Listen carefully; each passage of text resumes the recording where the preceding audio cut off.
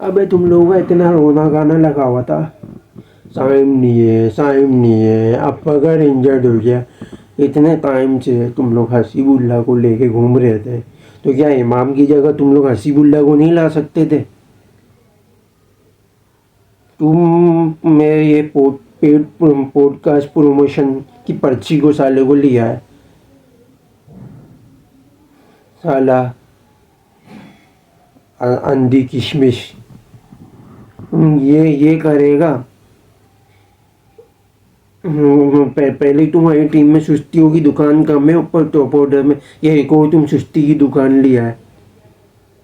हसीबुल्ला बोले तो middle order का बेटर है, T20 में वो ओपन करता है अच्छी, वो ओपन कर लेगा, वो कर लेगा। इम्पैक्ट इनिंग की आपको ज़रूरत पड़ती है, वो आपको दे देगा। साइम से थोड़ा नीचे का बेटर है, लेकिन साइम के टक्कर की वो बैटिंग दे देता। 50-60 वाली इनिंग, 40 बॉलों वाली वो आपको दे देता इम्पैक्ट। तुमने पहले उसको लेके घूमे, इतना घुमाया तुमने, तो उसका गला घोट दिया। तो इसलिए कि तुम्हारा जो भाई है बिछड़ा हुआ साया की पर्ची, उसको ले लाना पड़े। लाओ गला घोटो भाई। मैं तो बोलता हूँ कि मैं तो पहले भी बोल रहा था, अब भी बोल रहा हूँ, 180-200 की टीम है, और इमाम के आने से ज़्यादा फर्क नहीं पड़ेगा। 220 तक की खाली तुम्हारा गेम है, उसके बाद तो तुम्हारा छिया पाँचा। और मैंने ये भी बोला था आपको 1-1.5 महीने पहले, इमाम आएगा और जैसे भी तैसे करके आएगा। भले आप स्क्वाड पे रिलाई नहीं करो, भले पाकिस्तान का स्क्वाड ये कुछ है। आखिरी डेट का जो बता रहा हूँ आपको, 2 से 3 हफ्ते या 20 दिन पहले वाला, जो आखिरी जो फाइनल आया था ट्राई सीरीज से पहले, उसमें मैंने आपको बोल दिया था। तब अभी तुम टेंशन नहीं लो, कोई ना कोई लंगड़ा होगा, ये आएगा, देख लो आ गया। हल्का लिया हुआ तुमने हमारे को यार। भाई कल तैयार हो जाओ एंडिंग सेरेमनी की। कल हमारे वालों के लिए ना संडे अच्छा नहीं रहेगा, और कल मैयतों की तैयारी कर लो। परसों ना बाद आगाज़ नमाज फजर के बाद पाकिस्तान के नाम की टीम नमाज जनाजा पढ़ाया जाएगा। और जो ये जो लेगेसी है पाकिस्तान इंडिया की, इसको कंधा दिया जाएगा। और जो पूरी जो राइवलरी चलती हुई आ रही है, उसको अपनी सपूर्दे खाक किया जाएगा, मिट्टी में मलिया मेट करके पूरा दफन किया जाएगा। तो उसके लिए तैयार हो जाओ माय डियर घंटा फैमिली। हेलो अस्सलाम वालेकुम, कैसे हैं आप लोग? ठीक है। पाकिस्तान और इंडिया के कल की आगाज़ किया जाएगा, और दुबई के अंदर, जैसा कि अभी आप ये देख रहे हो कि पिच की तैयारी चल रही है, और बाकायदा कंडीशन तो वही होगी जो मैंने बांग्लादेश के और इंडिया के मैच में भी बताई थी, कि 250 या 275 रन सॉलिड है, जिनके पास ज़्यादा स्पिनर है अच्छे डिफेंड करने के लिए, जिनके पास ज़्यादा स्पिनर है अच्छे सॉलिड वाले, वरना अदरवाइज़ 325 चाहिए होंगे कम से कम डिफेंडेबल के लिए। और इंडिया अगर 250 या 275 बनाता इंडिया के लिए तो ये डिफेंडेबल है। पाकिस्तान अगर बनाता है तो उसके लिए तो मुश्किल है, और 325 भी अगर बनाता है तो फिर भी आपका पाकिस्तान की मुश्किल है। 50-50 आप कह सकते हो, क्योंकि उस टाइप की क्वालिटी बॉलिंग लाइनअप है नहीं। और जिस कैलिबर के जो बैट्समैन हैं इंडिया के पास, ये हमारे जो 3-5 TPI 11 है ना, उनको तो पागलों की तरह पकड़ पकड़ के कुत्ते की तरह मारेंगे। तो इस गलतफहमी में तो रहना नहीं, ये तीनों कुछ कर लेंगे, हमारी बैटिंग लाइनअप कुछ कर लेगी, कुछ नहीं करेगी भाई। और इमाम तो आई है भाई, जो है ना, इमाम तो आई है। पहले मैंने जब पहले भी बोला था 180-200 की टीम है पाकिस्तान, इमाम के आने के बाद ज़्यादा से ज़्यादा 220 की होगी, इससे ऊपर की टीम ही नहीं है। चलो जाओ, बता दिया आपको, अभी से लानत पड़ेगी पाकिस्तान को। और शामी के लिए आसान हदफ कौन सा है पावर प्ले में? दोनों इनिंग में आप लगा लो। पहली इनिंग में सिर्फ 2 ओवर या 3 ओवर ऐसे होंगे शामी के लिए अच्छे होने वाले साबित होंगे, जिसमें से अगर इमाम की इसने विकेट ले ली राउंड द विकेट पे, साउथ को भी ये खा जाएगा आराम से। लेफ्ट हैंडर का तो ये दुश्मन है, या तो स्लिप पे ही खा जाएगा या तो शॉर्ट कवर पे ही खा जाएगा। जिस तरीके के दोनों बुजदिल बैट्समैन है ना, आराम से खाएगा। शामी कल खाएगा इन दोनों को, टेंशन नहीं लो। फिर आप आ जाओ अर्शदीप। अर्शदीप अर्शदीप अगर खेल जाता है तो अच्छा है। सुनने में आ रहा है हर्षित आना। पहले हम सॉरी थोड़ा बीच में पिच का तो मैंने आपको हाल ही वाल समझा दिए है। और वेदर है वो कल गर्म होगा थोड़ा, यानी 33 डिग्री है। और दिन के टाइम वैसे अगले दिन तो वैसे 29 हो जाएगा वापस, 28 से 29। लेकिन कल जो है ना वो 33 रहेगा। गर्मी अच्छी खासी जो कराची में जो वेदर चल रहा है स्पेशली। और ड्यू के मामले में भी जो भी कराची में जो है वो कल होगा। और कल जो है ना दुबई में वो डिफेंड करने वाले को थोड़ा फ़ायदा भी देगी, यानी जो आपका जो दूसरी बॉलिंग कराएगी और जो पहली जो बैटिंग करेगी उसको भी फ़ायदा देगी। यानी दूसरी बॉलिंग और पहली बैटिंग, यानी एक ही टीम का मैं आपको बता रहा हूँ। और अगर पहली बॉलिंग वाली होगी उसका ये कोशिश होगा कि भाई कम से कम बॉलिंग का फ़ायदा उठाया जाए शुरू में। डेथ ओवर में तो इतना फ़ायदा नहीं होगा, बॉल नमी आ जाएगी पिच में, अच्छी खासी आपका बैटिंग के थोड़े अच्छे कंसर्न बन जाएंगे। तो पहली वाली जो बॉलिंग है ना उसको अच्छी खासी मार पड़ सकती है।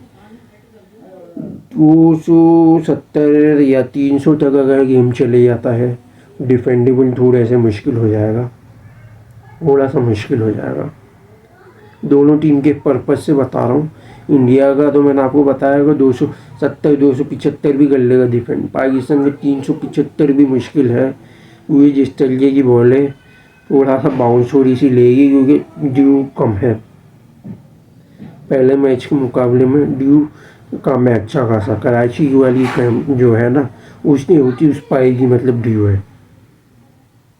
और 33 डिग्री का आपका है। और जब इनिंग इख्तिताम पर पहुंचेगी तब स्टार्ट होगी तो कम से कम भी आपका 28 या 27 का वेदर चल रहा होगा शुरू में। और जब दूसरी इनिंग जब चलना शुरू होगी पावर प्ले के, तो आहिस्ते आहिस्ते यानी आप समझ लो कि 28-27 पे तो स्टार्टिंग होगी, 26 पे थम जाएगी। चलते चलते चलते चलते जब आखिरी जब इख्तिताम आ जाएगा ना इनिंग का, उस टाइम पे आपके 25 तक चले जाएगी, 25 या 24 इस तरीके से चलेगा वेदर। और जिसमें बॉलिंग को अच्छा खासा एडवांटेज दे सकता है आखिरी के डेथ ओवर में। और आज थोड़ा सा सिनेरियो हम डिस्कस नहीं करेंगे, स्क्वाड पर हम नज़र रख लेते हैं। स्क्वाड आप जैसा कि देख रहे हो, पाकिस्तान का भी सुनने में आया है कि इमाम बाबर ओपनिंग करेंगे, 1 डाउन सऊद आएगा, फिर मोहम्मद रिजवान है, फिर आपका सलमान अली आगा, खुशदिल, फिर आपका शाहीन, फिर आपका नसीम, हारिस और फिर अबरार। तो इंडिया का अगर आप ये देखें तो इंडिया का भी वही स्क्वाड होगा जो पहले मैच में था कि गिल और शर्मा ओपनिंग करेंगे। और 1 डाउन पर कोहली आएंगे, फिर से अय्यर आएगा, फिर आपका आएगा राहुल, फिर पांड्या, फिर अक्षर। राहुल से पहले अक्षर है, फिर राहुल है, फिर पांड्या है, फिर जडेजा है, फिर आपका कुलदीप है, फिर आपका अर्शदीप और शामी है। मैं इंडिया का तो ये देखोगे, मैं तो यही बोलूँगा कि आप हर्षित है बल्कि अर्शदीप की जगह सॉरी 2 चेंजेस करनी चाहिए। अर्शदीप को लाना चाहिए हर्षित की जगह, हर्षित अच्छी बॉलिंग कर रहा है नो डाउट, लेकिन बड़े मैचों में अर्शदीप को रखो, वो बड़े मैच का खिलाड़ी है। अभी हर्षित का एक्सपीरियंस नहीं है, उसको बचा के रखो बैकअप में। और साथ में आपका राहुल की जगह पंत को रखो, क्योंकि आपके पास लेफ्ट हैंडर नहीं हो, साथ में लेफ्ट हैंडर चाहिए अच्छी। जिस डायमेंशन में पंत खेलता है ना, उस टाइप के बैटर की ज़रूरत पड़ेगी आपको।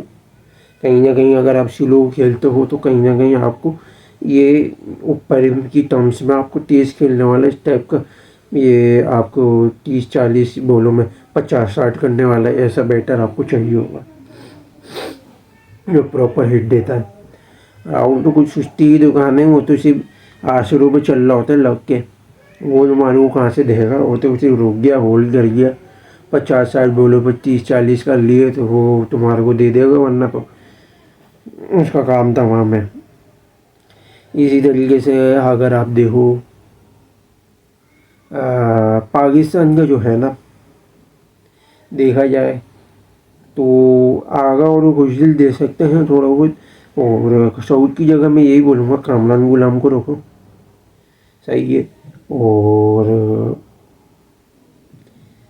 तैयब ताहिर जो है ना, तो मैं एक अच्छी सॉल्यूशन दे सकता हूँ, क्योंकि इमाम तो देखो आप लेगे तो आगे आप इतना रोना दाना गाना आपका लगा हुआ था, साइम नहीं है, फ़कर नहीं है। अबे भाई तुम्हारे पास हसीबुल्ला, वो जितने टाइम से तुम लोग लेके घूम रहे हो, हसीबुल्ला का क्या करोगे? हसीबुल्ला को लेके जाते ना, वो चाइम के टाइप का ही बेटर है, थोड़ा सा चाइम के मुकाबले में कम है, लेकिन वो तुम्हारे को अच्छी इनिंग दे देता पावर प्ले में। भले वो मिडिल ऑर्डर का है ओडीआई में, वो तुम्हारे को ओपनिंग में अच्छी दे देता। तेज रन तुम्हारे को जो चाहिए होते हैं, जो रोहित शर्मा टाइप की जो इनिंग चाहिए होती है इम्पैक्ट प्लेयर वाली, वो तुम्हारे को दे देता कम से कम 30-40 बॉलों पर 50-60 वाली इनिंग ऐसी दे देता कि कम से कम तुम जानते हो कि अपने अपने भी 50 हो जाते, साइड में हो जाते तुम लोग। तो कामरान गुलाम को रखते हो, कामरान गुलाम जिस तरीके से हिटिंग देता है, स्पिन को खेलता है, ये एशियन कंडीशन में इससे बड़ा तजुर्बा और किसी का नहीं है। साउथ तो स्पिन के नाम पे डब्बा है। और बॉलिंग में अगर देखा जाए तो भाई ऑप्शन तो ऐसे रहे ही नहीं है। मैं तो यही बोलूँगा हारिस की जगह भाई फ़हीम को ही खिला लो।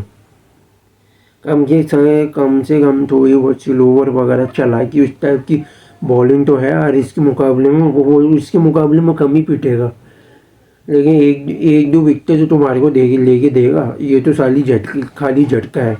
हसनैन को तो तुम लोगों ने जलील करा दिया, उसको तो तुम चांस दोगे नहीं, इसको इसी को दे दो तुम हारिस की जगह, तुम्हारे को थोड़ा बैटिंग का एलिमेंट भी मिल जाएगा।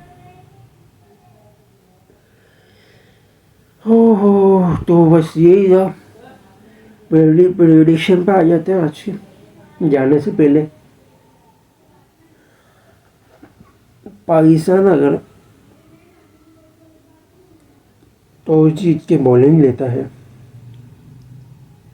325 का टारगेट देता है, तो पाकिस्तान के 50% चांसेस हैं जीतने के, 50 से 60%।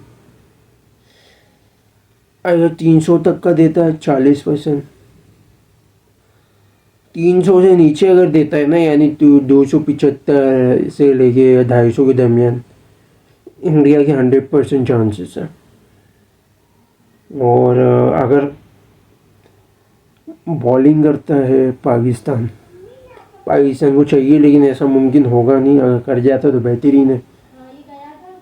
कि अगर आपका पाकिस्तान कम से कम 250 तक अगर काम ख़त्म कर लेता, तो पाकिस्तान की पीढ़ी पे 50% चांसेस हैं। 275 कर लेता है तो फिर तो इंडिया के चांसेस हैं कंफर्म। 250 के नीचे पैक करना पड़ेगा पाकिस्तान को, यानी 240 या 230 पे, तभी पाकिस्तान के चांसेस हैं। वरना अदरवाइज़ अगर दूसरी प्रेडिक्शन पर अगर देखो, इंडिया अगर 275 तक का या 250 तक का टारगेट भी देता है इंडिया के, तब भी 70% चांसेस हैं 250 में। और 275 में तो ना 80% आपका। 300 करता तो 100% ही, 300 ऊपर करता तब भी 100% ही है। तो ये दो आज की प्रेडिक्शन थी। और आज सिनेरियो पर हमने इसलिए डिस्कस नहीं किया, क्या बात करूँ यार इन पे, कोई बात करने के लायक है। दूसरी टीम पे डिस्कशन करता हूँ तो समझ में आता है कि कम से कम दूसरी टीमों के कुछ ना कुछ तो है। पाकिस्तान के पास क्या है भाई, सिवाय लॉबी पर्ची वाली टीम और जिल्लत के अलावा। तो यही था बस, यहीं तक जुड़े रहिएगा, लाइक और शेयर और सब्सक्राइब जरूर करिएगा, बेल आइकन को जरूर क्लिक कीजिएगा। Thanks for watching video. अल्लाह हाफिज़।